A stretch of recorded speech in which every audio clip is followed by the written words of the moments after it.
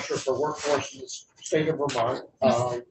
And even though a lot of these sections don't affect the Department of Labor, she probably is on one task force or another that deals with these issues and knows, and just have her thoughts on each section, and to the extent she has no knowledge or has no involvement with it, she'll just pass over. I think it's a good midpoint where we are.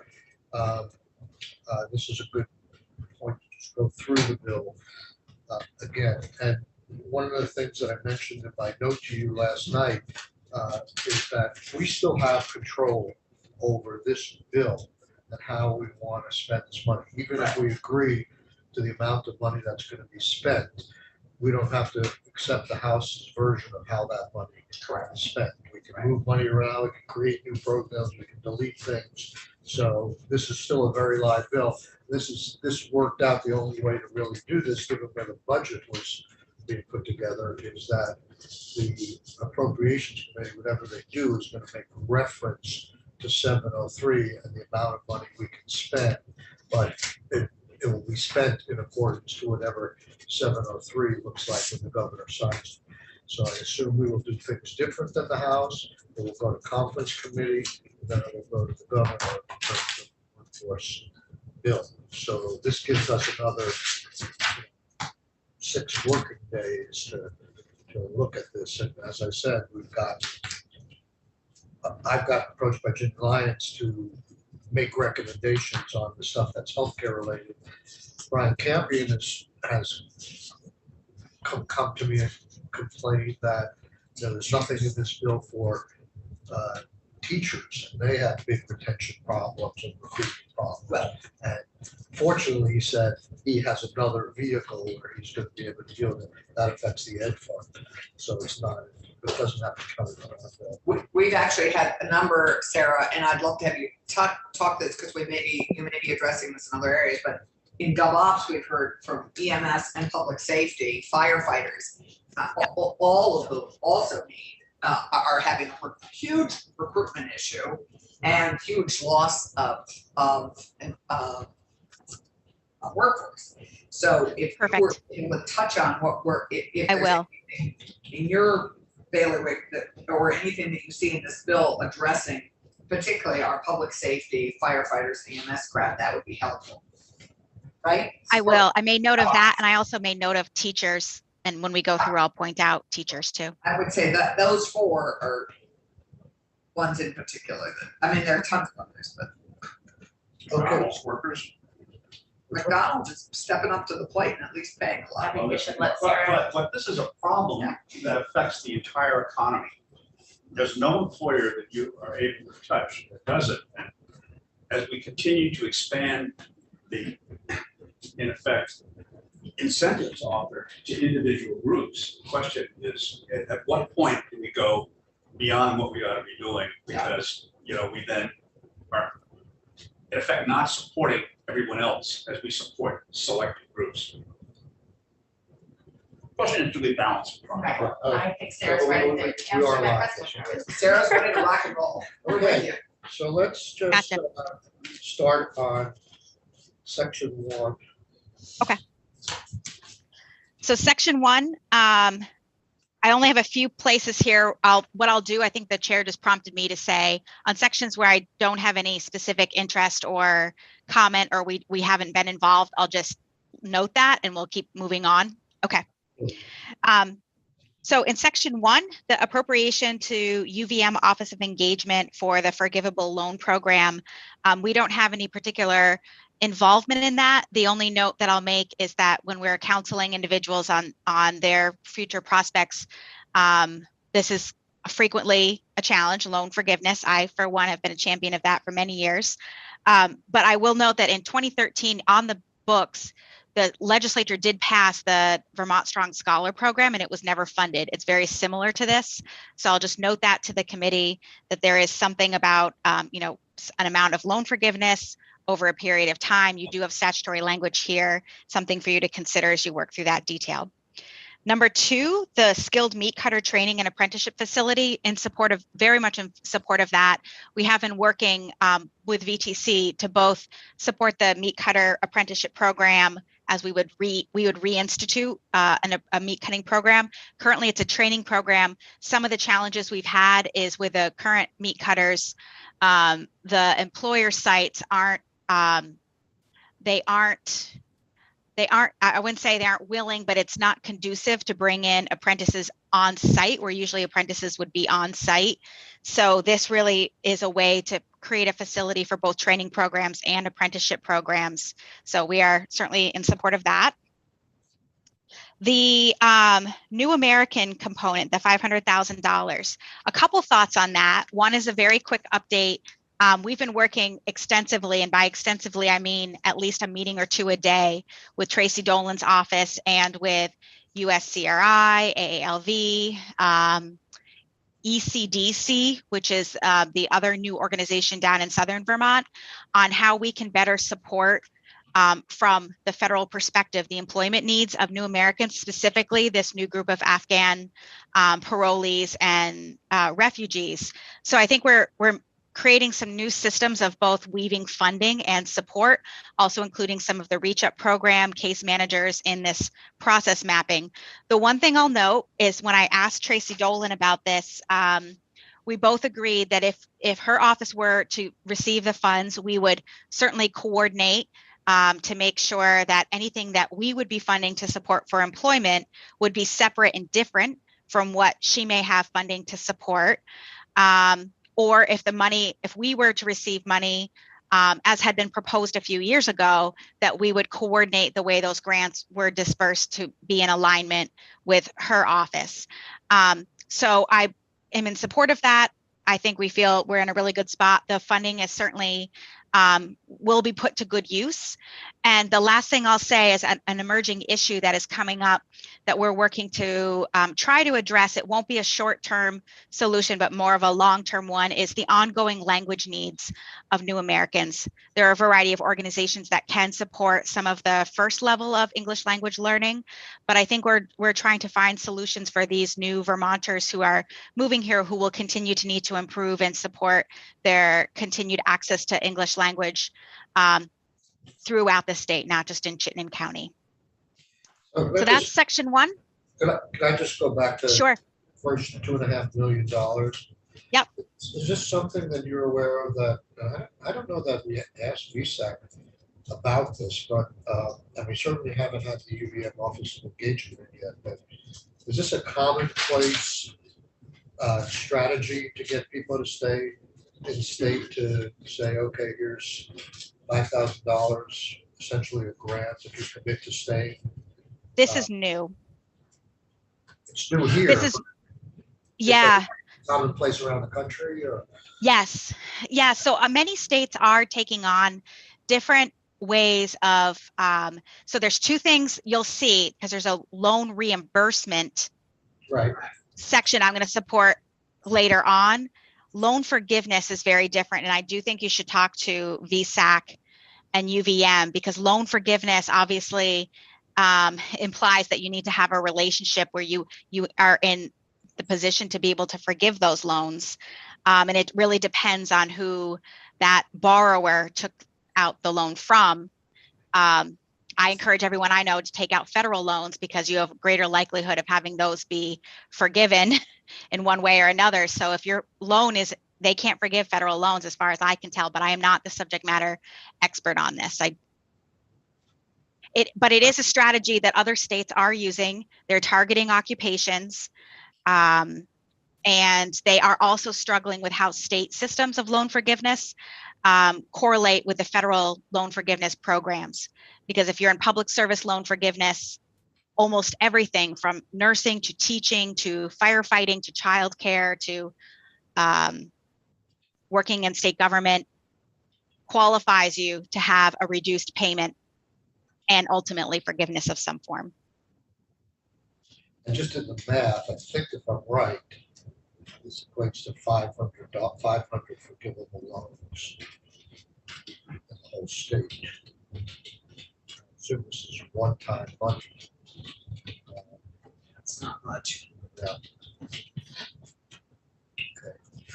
So the administration, whether you propose this in the governor's budget or not, your support of all of these three appropriations. Yes, I'll stay silent on number one. I don't believe the administration supported that one or proposed that one. I don't believe that administration supported number 2 or B, but I will say that in conversations in the House, we've all come to an agreement around the need for these resources and that they would be put to good use, both through VTC and the Agency of Human Services New American focused programs. Okay. Check with me again. Yeah, we didn't, I don't recall them giving testimony. I mean, my guess is that the UVM Office of Engagement is going to get the money and then just give it over to VSAC to administer. I don't know what their role is going to be. Yeah, and you're right, at the max of 5,000, it's only 500 students that could, recipients, and somebody told us, maybe it was VSAC, I don't know who, that it was gonna be 1,000 potential recipients. Assume there's some sort of needs testing or something. Doesn't say anything in the bill. Yeah, I think those are questions, good questions. Section 2. Yep. So sections 2 and sections 3, we did not weigh in on in the House. These are sections that came from House Education and were passed through House Education and then moved into the bill adopted by the Commerce Committee. So our colleagues over at AOE testified greatly, as far as I can tell, in checking in with them. They're in support, the administration and AOE, I believe, are in support of sections 2 and 3. And if I've misspoken on that, I will be sure to let the committee know, but that was the word I got when it passed out of the House. So is there any other money besides the $180,000 to do all this? And you're familiar with CTE for sure. Yeah. Is this a lot of work for $180,000? Or is this just a consultancy contract to look at CTE yet again? Yeah, I actually, as far as I can, I don't want to speak beyond my level of expertise, but as I understand this, we are very close to some really significant proposals and some changes in governance. And I think this is sort of the last piece of a phased-in project. Obviously, lots of different organizations, lots of stakeholder engagement. So I will leave that to AOE to say whether that's enough money or not for CTE. Okay, well, we'll check with our education committee too. Okay. They like this. This is the section he wanted to look at, right? This is a whole, No, it's a piece of it. Brian Campion. Yeah, if you No, want no, to he- do teachers, He wanted to do teachers. he didn't want to look at any of this stuff. He didn't mention this stuff. No. Okay, section 4. Section 4, you may have heard from ACCD on this one. We did not testify on it, but certainly support any support for BIPOC business owners. Many of our federal programs were asked to help support asked to help place people in minority-owned businesses, and we often struggle to locate those businesses and to find those opportunities. And so the greater the investment, I think the more return both for workers and for those business owners. And now we get to DOL, section 5. Yep. So section 5 is us. Section 5 is the Regional Workforce Expansion System. It began as a $2.7 million investment. In the current budget, it's at $1.5 million, and this is one-time money. We would support bringing it back to $2.7 million. The aims of the language is largely the same, skimming over the findings and going to the meat of the bill, which begins in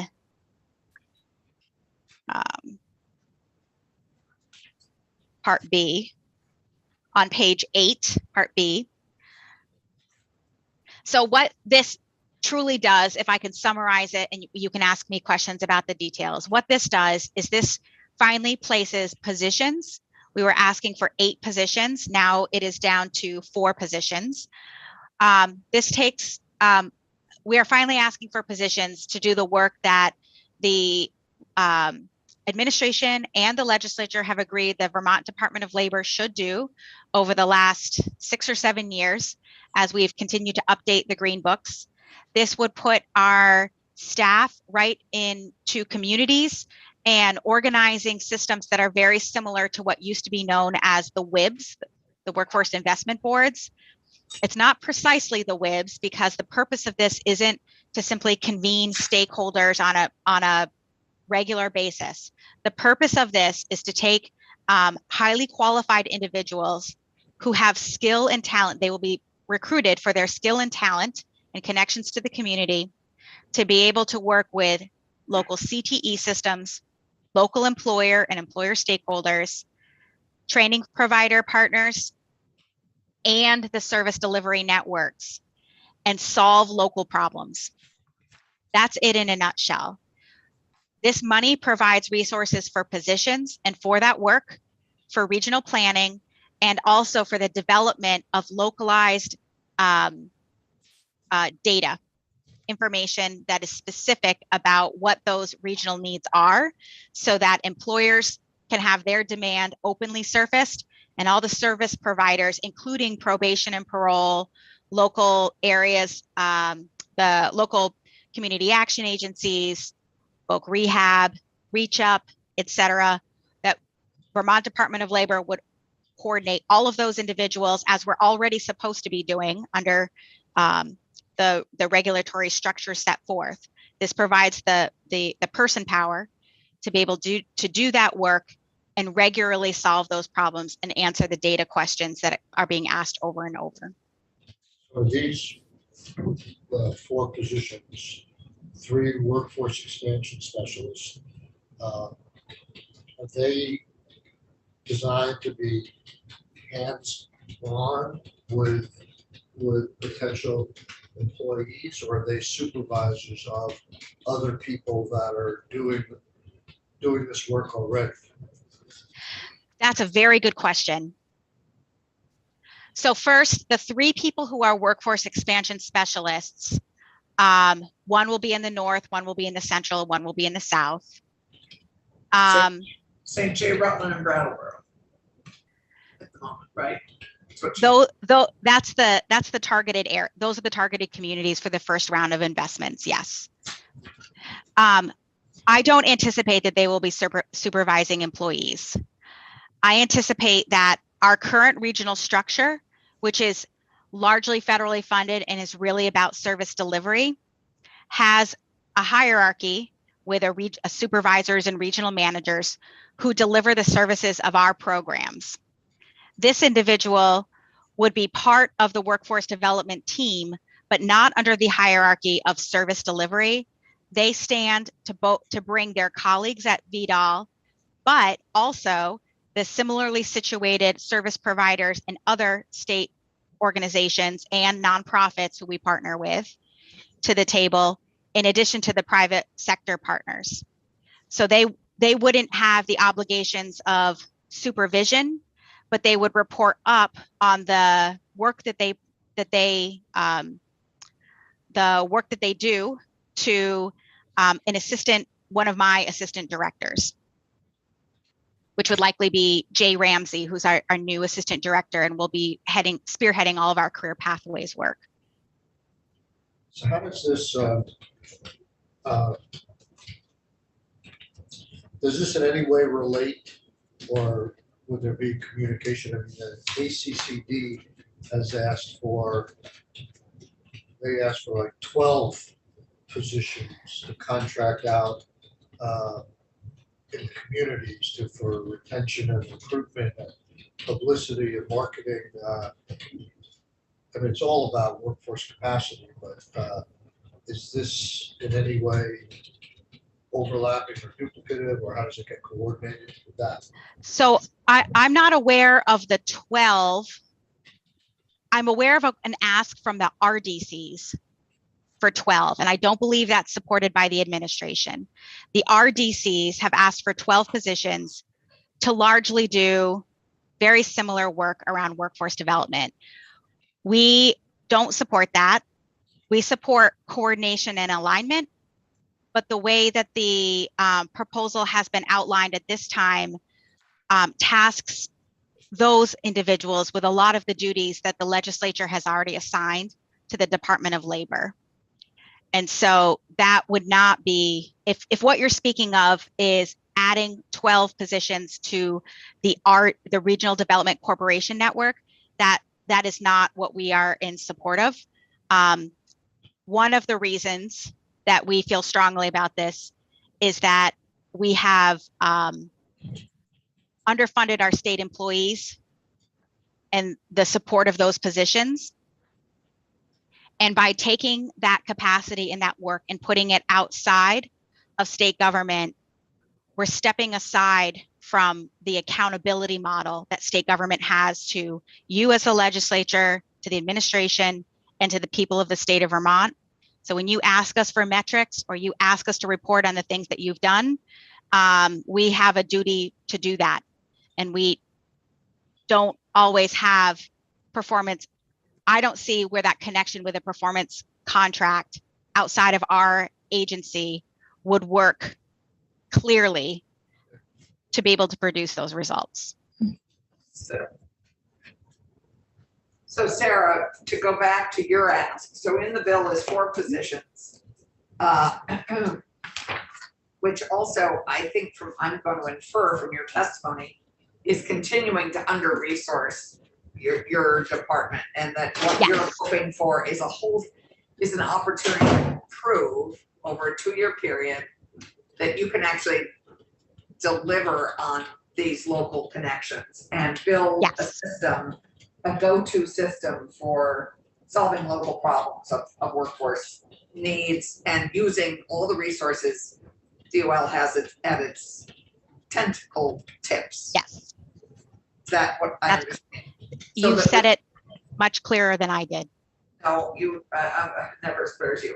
So the question I have for you is 4 positions and 3, it's just not going to do it for you. 4 positions and 3 hubs or 3 local hubs. Correct. Correct. Our original proposal was to have 6 positions initially in the community starting next year for 2 years, with a thought that we would come back and say, let's add an additional number. But I think it's difficult to hire 12 people right away anyway. But putting a regional workforce expansion specialist in at least 6 communities with 1 position also located in the community, but that position would coordinate the work, initially setting up all of the connections, standardizing the way that those supports are offered to the communities and the partners. After those systems have been set up, we take that position and put that as number 7 out into the community. We retain 1 of those positions within the Department of Labor, and it would be one that we share with Matt Barowitz, who oversees the Labor Market Information Division, because we hear continuously a need for data at the local level. Everyone from training providers to employers to partners who are trying to draw down grants. We have the ability to develop much of that data. We just don't have the capacity. And so bridging workforce development with labor force information to make meaningful investments into labor market toolkits for each of these communities, for the RDCs, for any of the local planning organizations about their workforce needs, occupational trends, investments in specific sector partnerships. That's what we want to be able to tie together and knit together. So you're right. We wanted 6, rolling that into 7, being able to come back and fill in the other communities in coming years. When this budget was developed, we had we had proposed with ACCD to be a recipient of the Good Jobs Challenge grant. That would have funded some of those additional positions to give us a regional workforce specialist in all 12 regions of the state. It's unlikely that we're going to get that grant. So we're working with what we have and we'll build from there. And you're right, we're looking at this as 2 years to be able to sort of prove out what's going to work and what's needed in the community and then expand from there. So, okay. So If you want, better than if you look at the testimony, if you're looking for budget numbers, and I can either read it to you and you can take notes, or if you need a reference point, the testimony that I provided on March 31st also has a budget breakdown of what we proposed with our 2.7 million, and then what the House passed. We provided a little budget of, if you just pass what the House passed, that there's a budget there. Yeah. So you can So the use House that if passed you would like. 1.5 and you asked for 2.7, right? Right. House passed 1.5, we want 2.7, correct, This is over 2 years. this 1.5 times 2 or 1.5 divided by 2? So 1.5 divided by 2. So this bill says it's 1.5 million over 2 years. And you I want to make sure you get that, because if you're looking at one-time funding, that may be of importance when you're negotiating your number with appropriations. So it's 750,000 this year, 750,000 next year. Right, and you're asking us to stop starving you and let you actually do the job with enough people to actually do it. Correct. And when we had our proposal for 7, the communities that we were looking to initially place those workforce expansion specialists were St. Albans, Rutland, Bennington, Brattleboro, Barry, St. Johnsbury, and then the 7th would float in any one of the communities. Our hope was that we would do a statewide recruitment for some of that coordinating, so that we wouldn't just either have someone from Montpelier or Burlington area, because it really can be a remote work sort of position. So if that person came from Springfield, that would be all the better. If they came from Newport, we have offices there that they can work out of as well. No, your memo is very clear. So this is an important piece, just so I understand it. These workforce specialists, there are people in Department of Labor, local offices that can help you write resumes. They can go online and look at available jobs, and they can direct you to possible employers. That's not going to change. These people will be located on a pilot basis in a couple of regions, and they'll be at a higher level, knowing all the other resources that are available in the region, whereas the person who's doing the work now may be in their own little silos, and that's all they can offer. That's exactly right. The people that are working now are working with one of 2 customers. They're either working with employers, which is increasingly a new customer base of ours, but mostly job seekers. This introduces a new customer, which is our workforce partnerships. That customer, this position will be focused on the needs of the CTE centers, the career counselors at the high school, the career advisors at the local CCV, the employer needs at the RDCS convening, and any of the state partnerships when there are initiatives that come to play. We'll be able to finally have a network to be able to pull down talent pipeline development initiatives. When this bill passes and one of us or a combination of us makes that giant spreadsheet that says, here's how you get this scholarship, here's how you get this reimbursement, here's how you get this fee forgiven or waived. When that spreadsheet is made, we now have networks, or we will theoretically have networks where this information goes. There's a dedicated table in those communities that goes to employers, training providers, career counselors, service delivery providers, probation and parole, reach up. That's what's been envisioned as a table that needed to be set. and the legislature set it in statute, gave us a lot of directives to do that work, told the State Workforce Development Board to advise us on it, and they have nothing to advise us on.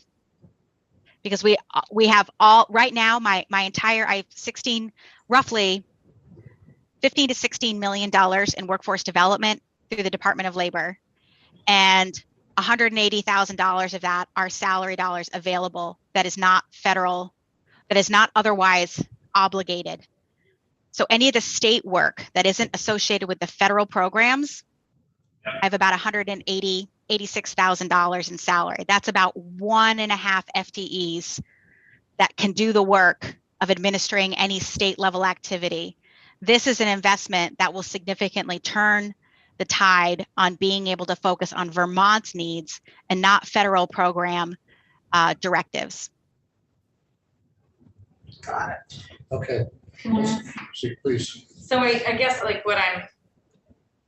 what's important to me, which I think is what you're saying, is this isn't waiting for someone to walk through the door in the Department of Labor and say, I need a job, because that's just not happening. This is going to where people are, asking questions, figuring out what their next steps are, and saying, here is information from the Department of Labor that empowers you to figure out your path. Yes, yeah. Yes, and it's more than just going to those people. It's also going to the parole. I keep saying parole and probation because it's been a place where we've been able to make some impact just by showing up and just by meeting at the local level and saying, hi, here we are, here's what we do. It kind of reminds them there are pathways that you can help your clients. I don't know how they refer, the people that they work with. Here are pathways that you can help them access the system without making them take a business card and a phone number and call. Right. And those are reducing barriers to employment, not just finding someone a job, because I don't think the problem is they don't know what job exists. The problem seems to be there's a lot of things in their way to. That's it. Yes. Yep.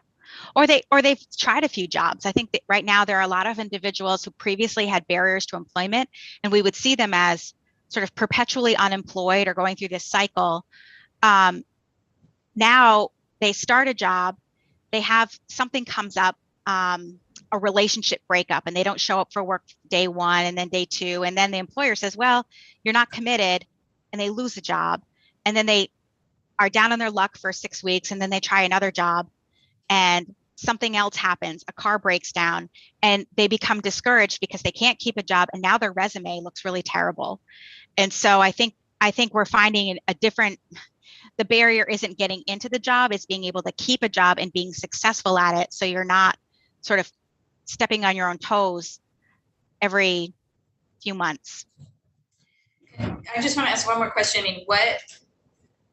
I think we can obviously name some general barriers like childcare and transportation and systems that aren't working for people.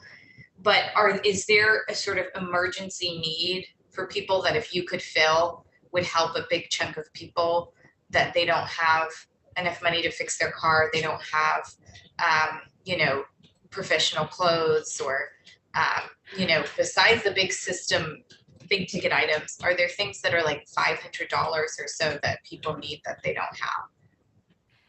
What we hear most of is the price of gas and how the cost of food and the price of gas has gone up.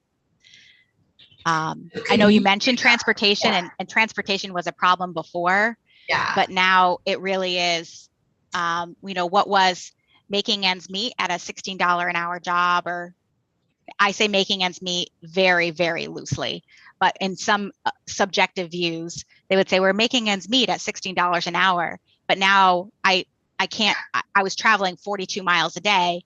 Right. I can't do 42 miles a day now because now I'm down to making $14 an hour. So in an emergency situation, like as we look at recovery dollars, is there a place where gas cards and food cards that can be distributed by anyone in your network would be helpful to people to help them keep an early job or go out? Here's my answer. I think that would be helpful to workers. I would say, I don't think the Department of Labor is the best resource for that to provide that. I'm trying to be more respectful of all of our partners and where their niche really is in this space. And I would say community action agencies, if someone presents there and says, in order to keep my job, hey, can I get my gas card? If community action agencies are the place that they show up, referred to by their Department of Labor or any other one-stop partner, the community action agencies are also able to say, oh, and can I help you with this problem? And it just seems to be more sort of their area of expertise, and it would make a little bit more sense for community action agencies to perhaps be the distributor of that resource. So, but what I hear you saying is that with this local specialist that may be on the same barriers that Keisha's talking about, they would know who was employing whom, and they could connect people to solve, if they're trying to solve these problems and these barriers, they could maybe connect some of these people and help them create carpools or, other ways to solve problems. So I see your person actually being able to reach out, knowing where everybody is, and help work with them to solve some of those problems. That's exactly right. And for those who may have been around the building for a long time, I liken it to a couple of really strong, capable personalities in the past. Kathy Lavoie in Franklin County could really knit together, find a problem and say, I'm not resting till I fix it. It's related to work. And this woman named Lynn Bondurant in Rutland was also really masterful at that. And so you didn't need a meeting and a set of committees to kind of pull this together. You needed a person, and you needed a person who wasn't tied to cases, but they were tied to problem solving, and they were tied to connections, and they were accountable to making sure that everyone was in the loop, had the resources they need, and if they didn't, that was surfaced and identified as a problem to solve by whoever was in charge of solving it. Let's try to move on. We have about an hour. Yep. And we're on page 11. So. Yep. All right. So we testified on the Section 6, the Incarcerated Individuals Workforce Development Pilot Program. We didn't have any involvement in the development of it, but we did testify that it would be appropriate to be in consultation with the Department of Corrections for this. And this also is viewed as a continuation of some of the piloted work we've been doing with Department of Corrections up in the Newport area and in the Barry area under the Adult Reentry Employment System grant. It's a second chance grant from the federal government. So we are in support of that, including the mobile labs. If some of you recall, we did have a capital expenditure a few years ago where we tried to have adult CTE centers work with different partners to have mobile labs. And it was some limited funding. There was some capacity with the CTE centers being able to develop the grants, administer the grants, et cetera. But I will say we did have some success in some mobile labs, particularly in the Bennington area with a CDL simulator. And so we stand in support of this notion that the equipment can be brought from facility to facility. And there already had been some work done in trying to discern which facilities would be appropriate to have a mobile lab be brought for workforce training activities. 2 correctional facilities. 2 correctional facilities, correct. So there's over $1 billion in this section. Are you supportive of all of that? So the testimony that I would provide is that, well, the administration supports the governor's budget. However, the Department of Labor testified on this section as to the work that would be done and the coordination of the efforts. And we note that the work is needed, and this would outline a process for it to be done well. Still haven't heard back from corrections, right? maybe try to have someone for. Yeah, we haven't heard from corrections at all yet on this bill. So you're consulting with them on how to do all this, is right? We will be, yeah. We were not part of developing this section. I believe this was developed by the committee, the House Right. Corrections Committee. Right. Yep. So that committee created that. I believe it brought it over to Commerce. Commerce adopted it. So we weren't part of that creation. We came in to note that this is all something that would be part of our regular course of coordinating and consulting on. Right, so this isn't adding additional work. You're already doing this, or could do it if you were asked. We would, VDOL's role would still be to support and coordinate it, yes, or Right. to support the coordination of it. Yeah. You will likely want to hear from corrections on section 7 and 8 also. We did not testify as to either of these pieces around the recruitment and retention of correctional officers. This is just a study, and there's no money associated with it, as far as I can tell. Yep. Yeah, Tom just left. He was here for that section. Okay. And section 9 is similar, but it is around the recruitment and retention of, I think this one is for the, for the state hospital. Yep, Department of Corrections and Veterans Home. So that is not Department of Labor. Section 10, 11, and 12 all go together. The meat of it is section 11. What section 10 does is it repeals 2 sections in Title 10, the parts related to workforce development. Those are 2 sections that are, one was called the Vermont Internship Program, the other was called the Vermont Returnship Program. Next year, we're going to be, next year we're going to be coming to you with a statutory rewrite of apprenticeship, but I'll come back to that in a moment. And we hope that will go right into section 10 right alongside this. What this does is it pulls all the ships together into what we're calling the work-based learning and training program. I think my colleague Amanda may have explained a little bit before we went online, but this is a rewrite to reconfigure the way that the Department of Labor administers an internship or a returnship.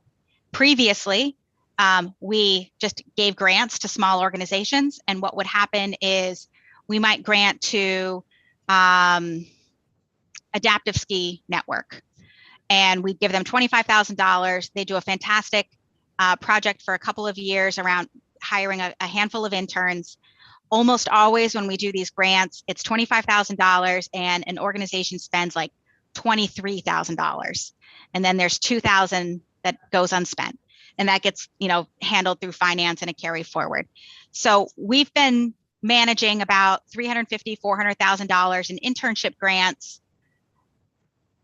for the last 10, 15 years. And a few years ago, we started putting some limitations because the same organizations were coming to get these grants every time. And we said, you can get it for 3 years, and then you have to have a sustainable program. So many programs would put their program together for a year and then it would go away. Returnship program, we've been partnering, granting out to Vermont Associates for Training and Development. They've done a phenomenal job, but we have the same situation here where we're giving out grant funds when really what we need to be doing, and this is what this sets out, is we need to be looking at the Vermonters, whether they're new Vermonters. So I know you heard testimony on this earlier today, where they don't have enough experience to land their job. Or in some cases with returnships, they're changing careers. They've been home with children, they've taken care of an elderly parent, they're coming out of the military, they're transitioning. That's what a returnship is for. This gives us money to be able to provide it directly to the individual to support their wages as they are moving through a temporary work-based experience that will result, or at least we're going to we have commitments from employers that they would consider offering a job at the end of that that work-based training experience. So it's very much like what you would envision an internship to be, but we're putting them all in this program category called work-based learning and training. The ask that the administration had was an additional $1 million to our base. What happened and what we would do with that is use our existing $500,000 for these grants and reconfigure the program as it's been outlined here and in my March 31st testimony. What the House did was they gave us $1 million in one-time funding and decreased our base sort of accidentally, I think, by $500,000 and gave us that in one-time funding. As I understand from my colleague, the Senate Appropriations has already restored our base so that at least where they took some of the money isn't disrupted because they took it from the wrong line. And what we're asking for from you is the addition of $1 million in base to fund this work. What the House did was $1 million in one-time funding. We would take that too. We can still do good work with it. It says in section 12 that it's $1.5 million. That's right. So they gave us, they looked at this and in error, as I understand from members of the Appropriations Committee, looked at the proposal and saw that the total program was 1.5 million. And what that was is 1 million in new money, 500,000 in existing money. And they just took that and said, here's 1.5 million in one-time money. That took $500,000 out of our base, and they took it out of a line item that was set aside a few years ago through legislative action in order to support us moving on to a new platform for our job board, our case management system, and reporting. We're interviewing vendors right now. We're quite a ways through this procurement process. We need assurances very quickly from appropriations that we can offer and go into a contract with our new vendor because our $500,000 hasn't been taken away. So that was an error. So how much are you hoping for in base and how much is one time? Sure. We're hoping for the entire amount, all in base. 1.5 or what? 1 million. So Okay. the appropriations has already fixed by adding back in that 0.5 million. Okay. So this would be an additional up by 1 million. That's our ask. So Up by one. The 1.5 would all be base at the end, right? That's exactly right. Yep. The full fix would be take that 1.5, put it all back in base. And you're saying that a significant portion of this money would actually be grants to interns themselves? Yes. So the budget for the 1.5 million, which again is 5 million of existing funds, we would serve. I'm sorry? You said 5 million, you meant 500,000, right? Yes. Yes, thank you. 1.2 million would be for wages for interns. So that would cover about 300 people at 4,000. We average about $4,000 is our estimate. This would also have one FTE associated with it. We'd love, they did not include in this language another temporary position. So that would be an addition here, one work-based learning and training coordinator, a limited service position. So we spent 45 minutes this morning with work, learn, and serve, or some variation on that. Right. And I'm trying to distinguish what you're doing here or the populations you're serving here versus the populations they serve. I mean, they're up and running. They've been successful, it seems. They do good work. Are we, Yep. I mean, are they, for instance, are they programs that you might subcontract with under this thing called? No. Okay. No, here's why. this is focused, and this is an important distinction in terms of philosophy around what workforce development should be doing right now. This is focused on getting people work-based experiences that result in job offers. It's pretty, I think it's, I wouldn't say it's universal, but we are seeing that more and more employers are willing to take bigger chances on people. For those that are even a little reluctant, being able to come at the Department of Labor and say, would you consider an 8-week internship or a returnship for someone who's not college age, a returnship program, a temporary paid work experience. And at the end, you have full unsubsidized employment. Right.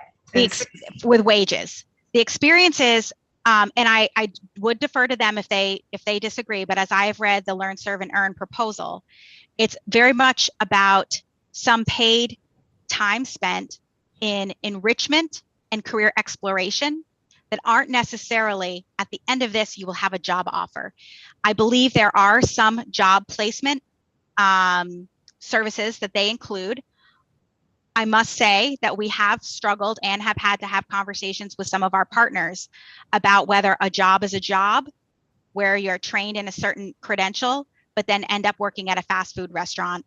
And so with our investment, we are very prescriptive about making sure that these investments in wages are going into jobs that will result in that are more likely than not to result in a job offer. And if it's not the right fit, then we can take that participant back and try another one with a different employer. Yeah, you called this the try before you buy for employers. Well, I think well, it's an opportunity for both the worker and the employer to see how the fit works. And if it doesn't fit, what you're saying is you go back and you try again with another employer with that person.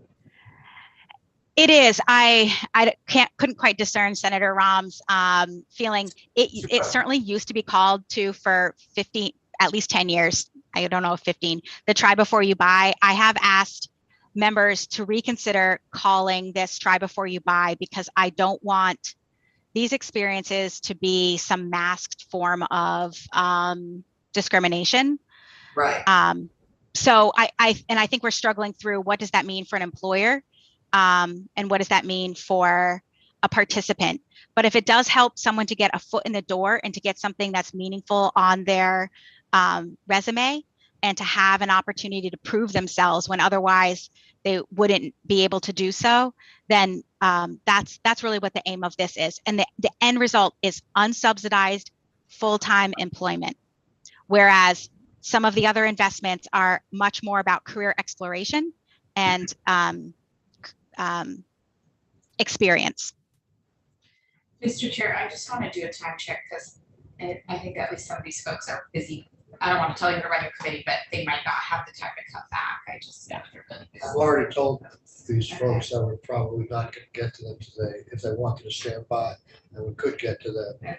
Okay, so they already know that, and they've agreed to hang in there, Okay. knowing that we may not get to them on time. Thank you. So let's keep going, Sarah. Okay. So the next section that I have, I will make one brief statement. I know that we did not, what is not in here, I don't believe I saw the section, is the apprenticeship funding, $1 million in carry forward. That's in the budget. Just as a matter of checking off what you asked. Can we just, if we could stay in order, it'd be helpful. Section 13 deals with CTEs and food industry recognized credential. It's probably. Oh, yes. Sorry. They're in there a lot in this section. Yeah. Right. And it's a So, file. the secondary CTE situation. So we were made aware through the legislative process that there are some CTE centers out there who believe that there are students who are currently in high school who are not eligible for the dual enrollment program and or not eligible to use dual enrollment program dollars in order to enroll in either a daytime or an evening CTE program. I will just say that this is very much a compromise language to try to fix a problem that is surfacing through the legislative process. What we and the Agency of Education agreed to is to direct the Department of Labor to use $100,000 of our existing funds. Those are funds that we normally grant out to adult CTE centers or provide as training dollars. We would set that aside, and when high schools encounter a student who is unable to access a CTE program and they don't have the funding, which is the problem statement that we were provided with, and they don't have the funding to be able to enroll, then they could come through us. There would be an application that we co-develop with the Agency of Education. They would come to us, and if there aren't existing funds, then we would use our dollars to fund them for this year. And in the course of doing so, we would collect information and be able to give the legislature more insight into whether this is a localized issue where school districts are choosing to use their dollars in other ways that don't support those students, or if there really is a gap in the funding system. I don't think we or the Agency of Education are willing to testify that there's a gap and that these needs can't already be met by decisions of local boards or principals, or in the use of federally available funds that every district gets. But acknowledging that they want to make sure no one falls through the net or falls through the cracks, we will make sure that up to $100,000 is reserved for some of those students to be able to come to us. And if we can make a rapid determination, we're hoping to do this within 2 weeks, but we make a determination with the Agency of Education or the Department of Labor that any of the available funding sources aren't there and can't be used, because there are plenty of funding sources, then we'll give them the tuition they need to go to the CTE center and enroll in that program. Sorry. That's what this does. But Sarah, isn't the school required to pay dual enrollment for CTE students as well? Dual enrollment does have limited uses. So dual enrollment is really about enrollment in, and I would ask you to talk to Joyce Judy about this for further, but dual enrollment is really for CCV in college.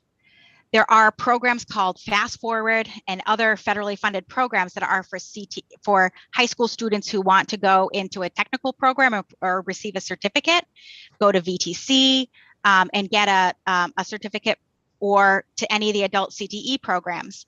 What we suspect is that with a lot of the administrative turnover in many of the districts, that there probably has been some technical assistance that they could be getting from either the Agency of Education or others in how to use available dollars, or how to write their yearly applications for funding so that it can include the uses that they feel they don't have the funding for.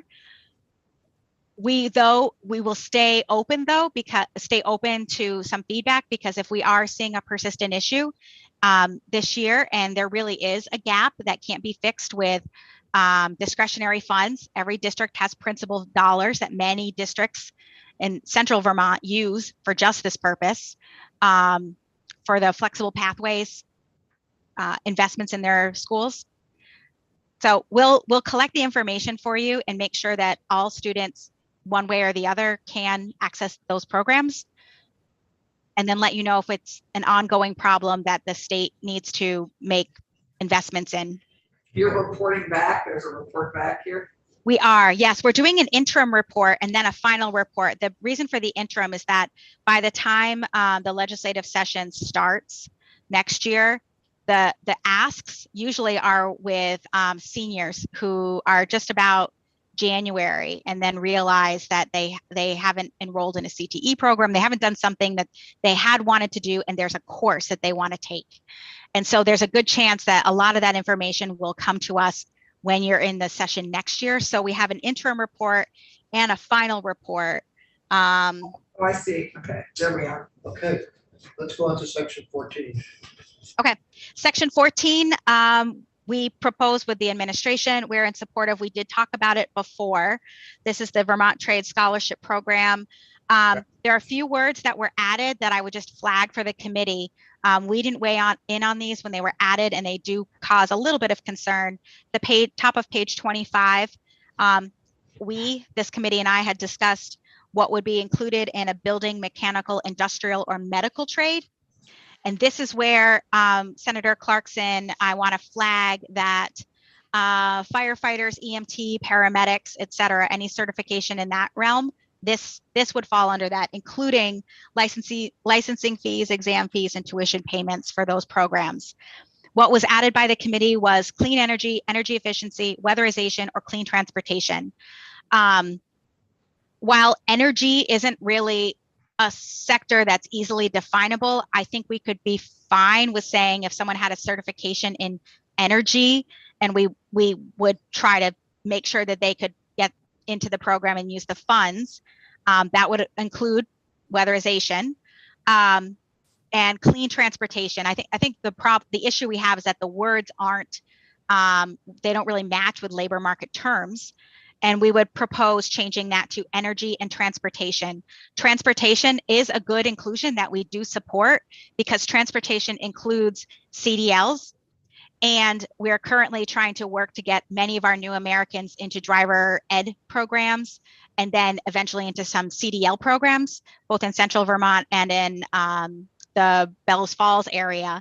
And so this would be another source of funds that we might be able to use for some of the investments in CDL and driver's ed. So what, if while we're on this, so the words don't match the labor certificates or labor credentials. So Yeah.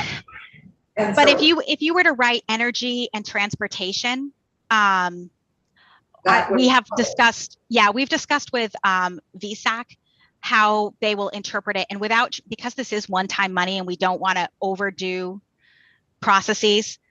Marilyn Cargill said they'll take a first pass at it. If an application comes in and it appears as though it's a little questionable, we'll create a little work group around that and say, with Matt Barowitz's help, can it be linked occupationally to one of the occupations that are listed here? And we feel like it's very workable. So I'm very keen on adding the right words that would include our public safety firefighters and EMS who have been calling out GovOps for us to be including here. I think that's fine.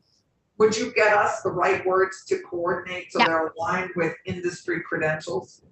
Yep. Sure. That would be great if you could get us that, because I think we need to include those. Okay, no problem. Yeah, how much is in this 3 million? 3 million. Yeah. 3 million. I mean, this is an administration proposal, or are you supporting now? It is an administration proposal and we are supporting it. Yep. Right, it's, if anything, this ought to be higher, but anyway, here we are. Well, we're a little worried that with all the investments in post-secondary, we still have limited Vermonters who are struggling to get into the workforce. So relocation recruitment efforts. Yes, yeah, exactly. Section 15 is a mirror of this in terms of the population they're looking to support. This is $500,000 while the first amount of money is intended to help create the pipeline in. This is to help in some small way preclude the pipeline out. So for individuals who are currently in the professions and the occupations that we've noted here, this would allow for repayment or reimbursement of up to $5,000 in loan reimbursements. So that is just an incentive for someone who is an electrician or an HVAC installer, anything in the trades or the medical trades. You're a paramedic. This helps you stay in the trade. You have to stay in your occupation. So it's an amount of money that would be forgiven. It isn't going to, it's a small amount, it's 500,000. So we're not talking about a lot of people. The other question that was asked in the House was, is it limited just for loans and trainings related to the occupation? And the answer is no, because it's about a retention effort. So if you have a lot of debt and this is how you're going to stay in your job as a HVAC installer or working in weatherization, but some of your debt is not related, but this is what you need to keep working, we want to keep you in the workforce. So I thought I would preemptively answer that question. the question that I asked before when we were talking about some of these language, another portion of the bill is the limitation on clean transportation. We Yes. still have a major number of vehicles that are quote clean unquote, and we still have a need Yes. for auto mechanics and others. Are they excluded from this program? They aren't. So the language that I'm going to give back to you will eliminate the word clean, Yeah. but under the let's see, the mechanical trades, auto mechanic would fall under auto mechanic and not necessarily the clean transportation piece. Eliminate No, a clean, diesel so that mechanic. at least there won't be that confusion linguistically. Yes, that's my testimony is I would also agree to strike the word clean. I do understand that this is a way for us to be mindful of climate change and to focus our investments in climate change. But that wasn't the intent of this. And I ask you to keep it broad. Here, What page is that? page 26 and 20. So now we're going on to section 16 of page 27. So I will forewarn you that the remaining sections of the bill, the Department of Labor has not had a great deal of, I'll be passing on a lot of these. But if you still want me to go through and just make note of them, I'm happy to do that. Yeah, no, just jump ahead to the ones where you do have. Okay. All right, so the CTE Construction and Rehab Experiential Learning Program, we have not weighed in on that. That is not our bill, but I would strongly urge some consideration about the substantial amount of money being placed into this with the likelihood of success, the way CTE students through the school year move through their learning. So when we're doing construction, November, December, January, February, March are really hard times to be doing construction on site. If you're in a classroom setting, learning those skills is very different. So just sort of that would be the one internal reflection that we've had on whether or not the timing of those investments are really going to work out for CTE centers. Got it. School, yeah. Yeah, that's a big price tag that I don't think you've heard about too much yet. That's like one of the bigger ticket items in the bill. Yeah. It's a very significant investment. Yep. 15 million for a new program, which is, although laudable, yeah, and it could be a place that we include Habitat, which we, never did. We heard from Habitat, but this also would be a good place to include Habitat, I think. A lot of resources doing this. Yeah. We've got someone coming in to testify on this, I assume. Do we? Who's testifying on this? On that 15 million, Yeah, AOE. we don't have yet, but I was gonna, there's more in education here than I thought. I want to talk to Brian. Yeah. About that. Get some. Yeah, it would be opinions on great to coordinate the testimony on this with their committee, so we don't have to repeat it twice at this point in your. that. Okay, you have much more, Sarah? Because we're gonna, I want a little bit of. Sure. Yeah. 17 and 18 are no money. We certainly support investments in childcare. That is still and remains. I would highlight though one thing. While we are focused on childcare, dependent care is increasingly a concern. There are many people, even in my team, the staff that I oversee, who often have to call out because they have an adult child with disabilities whose residential facility or day facility has closed because of one reason or another, including staffing. And elder and dependent care can also be just as much of a barrier to work as childcare can be. It's just not the most talked about. Healthcare pieces, I think it's section 19 through, I believe you've heard quite a bit on that. The healthcare pieces all the way through 32 or 30, through 32 in the House were heard by the Healthcare Committee and then brought into the Commerce Committee. There's one area that if you were going to dig down, I would ask my either Commissioner Harrington or my colleague Matt Berowitz to weigh in on, and that is the collection of data. I believe in section, I can provide you the section and the memo that our department provided. It's section 35, Department of Labor, Green Mountain Care Board, supply and demand modeling. I am not the person from the department to speak on that, but I believe that they would be interested in weighing in on that. It seems to be quite a substantial endeavor. Okay. And I don't have comment on really much of the other pieces of the bill. There's a forest economy piece where we're advising on the investments in the Vermont Forest Future Strategic Roadmap. We're happy to consult and help map that out. Those are our pieces. If I may say one last thing with the apprenticeship program. Yep. As you're considering Senator Campion's, I don't know what Senator Campion is going to be asking you for, but I last time I testified and you were graciously trying to give us even more money for apprenticeship, and I was declining and trying to push back saying we're applying for a federal grant.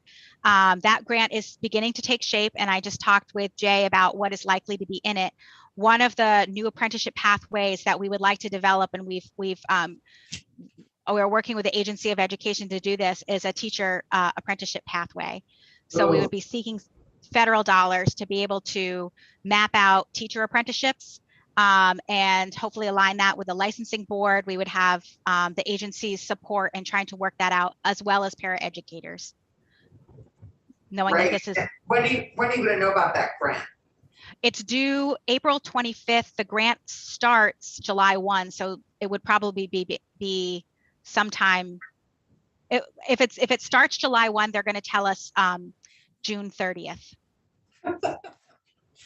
I'm not kidding. This sounds like it might be a question that we bring Matt into, but I think we have to be fair to everyone we bring in and ask about demographics and people served and how much money is going to add staff to your team and how many jobs or job placements you expect that to leverage and for whom. Yep. In which part, Senator? I'd love to, if you could summarize in this bill or in maybe your original funding request versus what's in this bill now, how much money is not going to, and even when you're talking about money for internships directly, what are the demographics of the people that you have been serving, that you anticipate serving, that are walking through your door, that et cetera, but also money that is, when you aggregate it, is going directly to creating new positions in the Department of Labor or in your workforce development area. What do you expect us to gain from that? Sure. Other programs, putting forward numbers. So you don't have to give it to us now, but I think we should see that from you, just like we would anybody else who's asking for a large appropriation. Yeah, I mean, the Serve, Earn, Learn objective in the next 3 years is 1,700 participants. So you've given us numbers. Yeah, I know. It's a lot. They have 252 participants now, but that includes AmeriCorps, which is sort of double. Okay. Thank you so much, Sarah. Sarah, this was great. Thank you. And thank you for your memo, which is really a terrific memo. Good. Yep. Thank you. Let me know if you need anything else. Senator Brock and I need another copy of the terrific memo. Yes. Did you just eat those? Yeah, it's a good memo. No, but she gave it to us before. I think it's probably in my file somewhere. I'm sure it's Here, well. somewhere. Oh, actually, Great to have another copy. Yeah, you bring it. It's good. I was speaking here about legislative internships, though. Or apprenticeships. Actually, I like the idea of an apprentice better than an internship. Because we keep losing So them. committee, we have 5 minutes. I just want to check in on this breakdown of our economic development bill in terms of suggestions to appropriations that I wrote you about last night. If people are okay with that. Yeah, we can. I want to stay live. Anybody, but I don't know what that person was. Jenna is testifying. You were going to testify on, No, we've asked her to come back. sadly. So just to go over that again, the only tricky part of that proposal is, you recall when we were talking about the arts and culture bill for $17.5 million, position this committee let them feed at the trough of Vita as opposed to getting a carve out and we set priorities. But then they passed this bill over to us that really carved them out $17.5 million. So what I was thinking is that we do a carve out, but a much smaller carve out than $17.5 million, $5 million of the $20 million goes to arts and culture. In their bill, 642, they asked for $10 million for the operating and the hardship thing that Vita. So that's what I suggest we do in that category, which I think they're going to do very well compared to everybody else. But the House is going to try and push for more, so give them So I some. mean, part of the issue is just how much of a reduction of spending prepared to do and would be asked to do. And it's a little unclear what's going on in finance, what's going on here. Yeah, I can explain to you. So the three bills combined, this is the way appropriations is working. Between the three bills, 642, arts and culture. Between this bill, arts and culture is 17.5, this bill is 27. I think. And our bill, 26.9. something like that. Yeah. I'm rounding, okay? Yeah, okay. And our bill was like 89 or something. Yeah. So it's 140 altogether, and Jane has set the total at around 85. So 140 less 85. So we're taking, essentially taking the full 17.5 away from arts and culture, but we're giving them back 5. And then the other suggestion is to not do the capital investment grant program. And that's essentially what to suggest to appropriations. So it's 20 And we million. would still retain control over this bill as to how we break out the 27 million. Right. We give them the 27 million they asked for, but we would be an equal partner in deciding how that's spent. So Randy, this is sort of what it looks like. Us still to decide the 26.9. And then the other things, as with the Vita for 29 with the 5 million specifically identified for arts and culture. And the 6 million in relocation. Relocation. Like state ambassadorship. All that stuff, and then No, it's the everything. 4.2 for the tourism for the ACCD money to support that. But the only thing we're changing in our bill is the SIG is basically, Yeah. and the challenge, as much as I love that program, the challenge at the moment is Jane basically cut our money and the expectations what we could spend in half. and it could get worse. That's why I tried to tell you. It could get Because a lot worse. the house, they've only spent the 27 million and the 17.5. That's the total. We spent twice as much on Yeah. economic development. And we have And had they, habits and less. they decided not to do anything in economic development. Well, but they delegated that to us, but No, they but didn't wait, but their budget but they're, has No, nothing. they took the whole budget, is what you're saying. right. They And it's expended the less- whole budget, and so therefore, in order We're to the meet last the middle, ones. you gotta really take half of theirs and half of ours, and whether that'll happen or not. Right, exactly, and the challenge is that.